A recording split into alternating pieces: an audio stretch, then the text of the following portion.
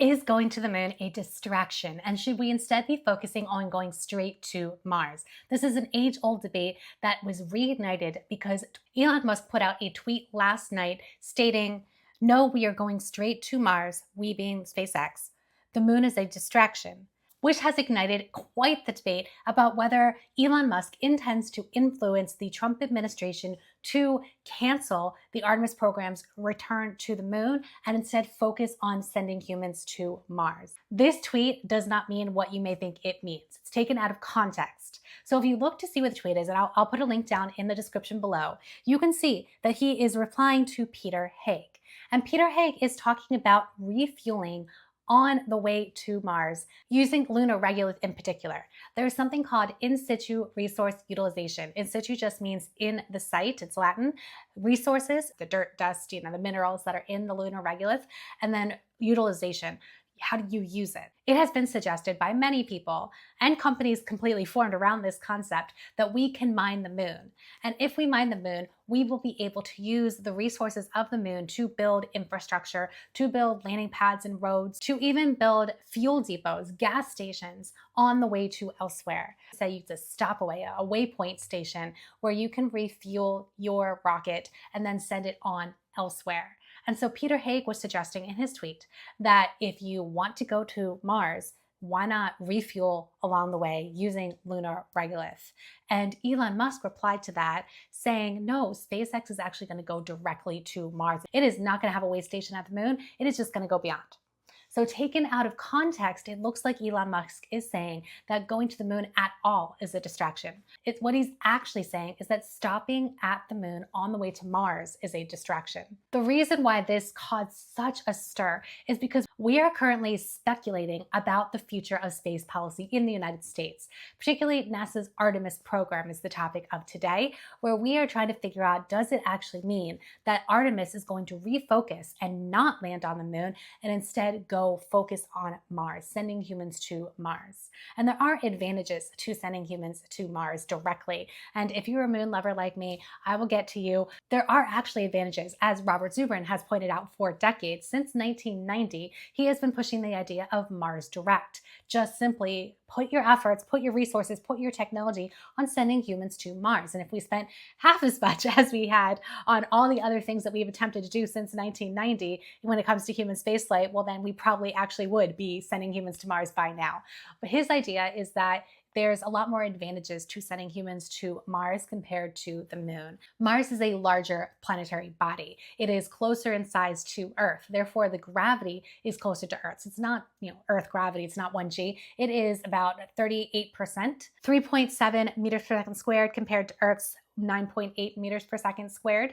It also has an atmosphere. It's a really, really thin atmosphere. It's like 1% of Earth's atmosphere, depending on what your figure you're looking at, what chemical compound. It is also mostly carbon dioxide, so it's not at all like our atmosphere. Our atmosphere is mostly nitrogen and oxygen, and so we could not breathe Martian atmosphere. But the Martian atmosphere makes it easier for us to land. Parachutes, helicopters, for example, can fly in the Martian atmosphere despite its really thin nature. It makes it easier to control the regolith. One of these problems that we've been studying is how do you actually control the ejecta from the regolith when you're landing on the moon, when there is no atmosphere to stop the particles from flying out everywhere. At least on Mars, there is a small enough atmosphere that will actually bombard into the ejecta particles. And of course, this is not a new concept, sending humans to Mars. The paper that Robert Zubrin put out was in response to the first President George Bush. He put out the Space Exploration Initiative, which talked about going to the moon and then to Mars. And that was formed because of the Ride report. Astronaut Sally Ride headed a commission that talked about sending humans to the moon and establishing a permanent base there and then going on to Mars. And that was in 1987. Sound familiar? I feel like we're just going in circles here. In fact, you can keep on going back in history. July 20th, 1969, I read a newspaper article, I can't remember which newspaper it was, but a little clipping that talked about the Apollo 11 landing on July 20th, 1969, and that the very next step for NASA was getting humans to Mars. So it has been talked about, moon to Mars, for so long. This is nothing new, and we just seem to go in circles, politically and technologically. Let's bring it back to the Trump administration, the first one. Donald Trump, new to the presidency, April, he was having a conversation with astronauts on the International Space Station. There were astronauts in the Oval Office with him, and he pretty much just assumed that we would be going to Mars. At that time, 2017, he actually called on NASA to send humans to Mars by the end of his second term in 2024, which now we see his second term is actually ending in 2028. So he bought himself 4 years there. 2 years later, NASA had some time to inform him that we were not sending people directly to Mars, that Artemis was actually going to the moon, and he began to internalize that a bit more. In June, he put out this tweet which said, "For all the money we are spending, NASA should not be talking about going to the moon. We did that 50 years ago. We should be focused on the much bigger things we are doing, including Mars, of which the moon is a part. Defense and space." And this has been examined, what that tweet exactly means. But I think the interpretation of that tweet is that he thinks that we should be talking more about going to Mars. That yes, the moon is part of our Humans to Mars initiative, but we should be emphasizing the moon less as we talk about it. In September 2019, after a meeting with the Prime Minister of Australia, he gave a report to the press where he stated, "We're going to Mars. We're stopping at the moon. The moon is actually a launching pad. That's why we're stopping at the moon." I said, "Hey, we've done the moon. That's not so exciting. So we'll be doing the moon, but we'll really be doing Mars." And so that kind of illuminates where he's thinking, right? He's really excited about going to Mars. He thinks we've been there, done that with the moon. Back in 2021, NASA awarded SpaceX the Human Landing System contract for Artemis 3, along with some demo missions, etc., for a total of $2.98 billion. That is a large sum of money that SpaceX is not simply going to neglect. SpaceX is simply going to follow its contract, use that as a development to create a Starship that is capable of landing on a lower gravity body, on a more foreign body, completely alien body, I should say, and have that be a development for then having Starship ready to go to Mars. Today, SpaceX put out a statement about its upcoming Starship 7th test flight. And at the end of that statement, SpaceX writes, "This new year will be transformational for Starship, with the goal of bringing reuse of the entire system online and flying increasingly ambitious missions as we iterate towards being able to send humans and cargo to Earth orbit, the moon, and Mars." And so you can see SpaceX is including the moon in their plans, of course, because not just NASA, but also the US Department of Defense is also interested in cislunar space and going to the moon. Why would the Department of Defense be interested in the lunar vicinity? Because of China. China has proven itself to be a leader in lunar science. It has done lunar sample returns. It has landed on the far side of the moon. It has rovers operating on the lunar surface, and it is planning to create a lunar base, the International Lunar Research Station. Right now, they're in the reconnaissance phase. The construction phase starts in 2026, and the utilization phase, when they think that the station's going to be completed so they can start using it, is 2036. And so China's focus is on the moon. And so much of the past, I don't know, decade or more of the conversation about international space policy has revolved around China, as China has risen as a space power and a global power. It has far surpassed Russia, in my opinion and the opinion of many, in space power. The partnership for the ILRS, that is really a Chinese station, but the junior partner is Russia, along with 11 other countries.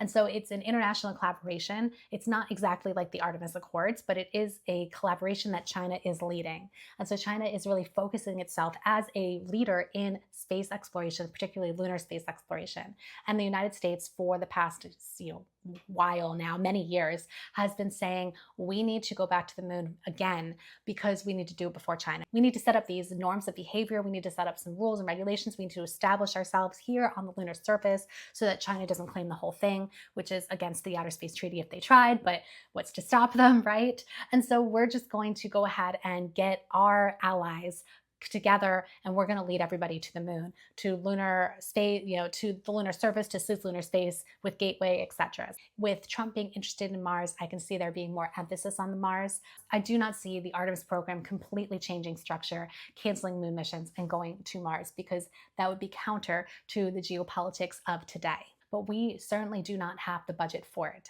And that is something that that has been the big showstopper. This is why we've never done this, is because the budget is not there. So all the way back to 1960s, people have been saying we go to the moon and then we go on to Mars, but NASA has never been given the budget to do so. They do not even have the budget to properly send people to the moon. And so if NASA is continuously underfunded and continuously pulled in multiple directions, and Elon Musk is 100% correct when he says that Artemis is not efficient as it currently is. It is structured to maximize jobs and not structured to be quick. So the whole concept of a lunar race, a race to the moon is, in my opinion, completely wrong, because we are not racing, because we are being completely inefficient with how we spend our time and money. And so the idea of restructuring, I completely am on board with. But then the question becomes, why go to the moon at all? I told you, moon lovers, that I get to it. So us lunatics, I myself am a moon lover. I always have been. I focused on lunar science in graduate school for that reason. And the moon is such a fascinating body by itself, without even being a way station, without even just being a testing ground. It is worthy of study on its own, because it is our sister. It was formed with Earth. It was formed with us, and it shows us our geological history. So the Earth is a lively planet. We are continuously moving and shaking, and we've got biology that messes up the geographic records, but all of that is preserved on the moon. And there's more things preserved on the moon, like the lunar footprints. And a shout out to For All Moonkind, which I am a part of. It's a nonprofit organization that is dedicated to preserving heritage sites on the moon and elsewhere in space. And so if we can preserve those areas, like the footprints of Apollo 11 and other things that have been left behind, then that preserves our early space history and the way that we migrate out into the rest of the solar system and the rest of the universe. So it's historically important for the geological purposes and for anthropology purposes. It is beautiful. The Buzz Aldrin quote, "Magnificent desolation," really sticks out to me, because yes, it's desolation, but it's also magnificent. It's close. It's right there. Mars, it takes, there's different quotes about how long it takes to travel to Mars. With humans, 9 months, it tends to be the number that is quoted with current technology. And that's a long way. So if we can get to the moon in days, in even hours, just depending on the different type of technology we use, the type of trajectory, like that is right there. And we are stepping out into the solar system. I'm going to leave you with one more piece of evidence, just a small one, that the Trump administration is not going to shake up things that much, that Trump is going to cancel the entirety of the Moon Initiative. When Jared Isaacman was announced as the presumed next NASA administrator, he put out social media posts, and in that statement he said, "Americans will walk on the moon and Mars, and in doing so, we will make life better here on Earth." Let me know if you agree or disagree. Let me know if you're a lunatic, if you're a Mars Direct, what you think of this whole thing. And if you want to learn a bit more about how China is actually a leader in lunar science right now, check out this next video.